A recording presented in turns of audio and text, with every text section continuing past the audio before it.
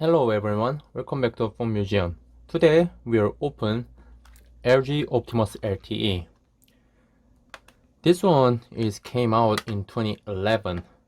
They claim with a HD IPS display and fast LTE connection because this is first LG's LTE smartphone.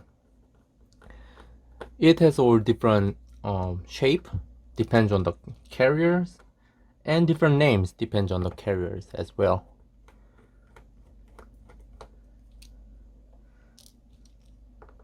So inside of this phone, it has Qualcomm Snapdragon S3, which is before the Qualcomm Snapdragon 810.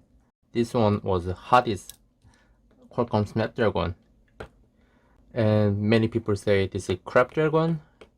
So at that time, Snapdragon was not so much. It has LTE connectivity, but it was quite hot and slow because it used Scorpion architecture, which is a pre-outdated architecture at that time because at the time most smartphone manufacturer, like not smartphone manufacturer though,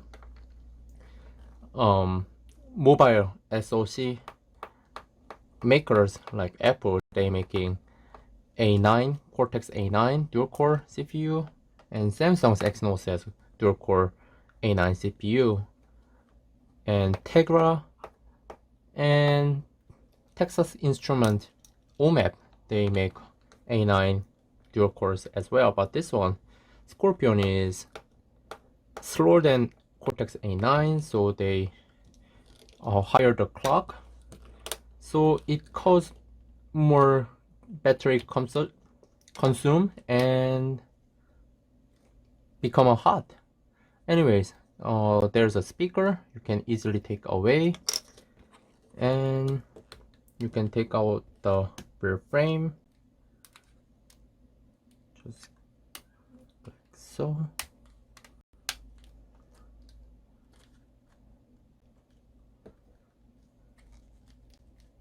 At this side, take out the rear frame, and there's a volume button, and power button is up here, so you can see there's power button, and there's a 3.5mm earphone jack, 8-megapixel rear camera you can easily take out, and there's another connector. One of the connectors, I think this is display connector. There's antenna, there's connector for SD card and SIM card, those kind of stuff, but I don't know what they made in separate connector because this board is not separatable, I think. And there's another connector for the power button, and that's it, I think. Let's take away. Yep. And there's a processor, memory, those kind of stuff is inside of this metal shield, and there's a micro type B USB connector is on the top. At that time, like some smartphone has USB connector on the top, but I don't know why they do that, because when try to plug in the dock, it's uncomfortable because my phone is upside down. So anyways, let's take it back to where it was and plug in everything back. This one, I just plug in the battery and I didn't use for 1 year, and the motherboard, it just died. It was pretty sad, but at that time LG mainboard just suddenly died for no reason, so it is what it is. And later LG fixed those problems, but in LG G4 they had like boot loop issues and they lost a lot of confidence from the buyers. So in result, LG phone is gone. That's quite sad. Oops, I forgot this little volume button, so let's take away. Yeah. Put in the volume button and then plug back to the speaker. And let's put all the screws. If this is alive, just plug in that little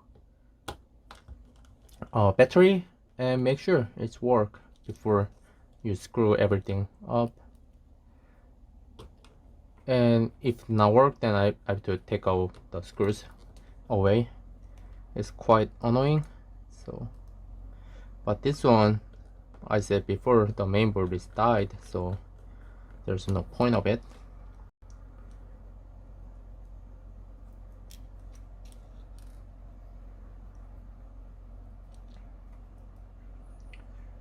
So yeah, and this one, I said, has IPS, bright IPS LCD display with HD resolution with Qualcomm Snapdragon S3 with the first LTE smartphone. So those four things combined together, Snapdragon S4, brightness displayed, and HD high resolution at that time, and LTE, so its battery is going down really fast. So when I using navigation, GPS, and I was plugging car charger and using GPS, and the battery cannot charge because using LTE network, and it was in the car, so it was quite bright, so have to be bright up the display, so its charging is really slow at that time, so the battery is going down even it's charging.